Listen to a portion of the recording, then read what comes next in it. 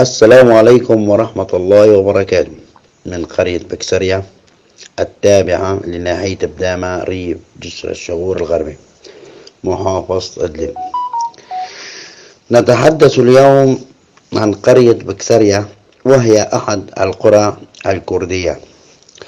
تشتهر قرية بكسرية بزراعة التفاح والزيتون وغيرها من الأشجار المثمرة.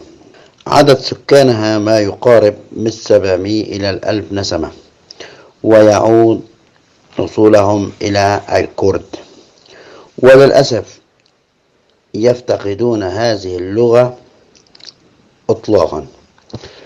ولكن هذه القرية يفتخرون بكرديتهم ونسبهم إلى أجدادهم الأكراد. ونذكر لكم بعض العوائل في هذه القرية: بيت الحوسي، بيت اللري، بيت رستم، وبيت حمزة، وغيرهم من العوائل.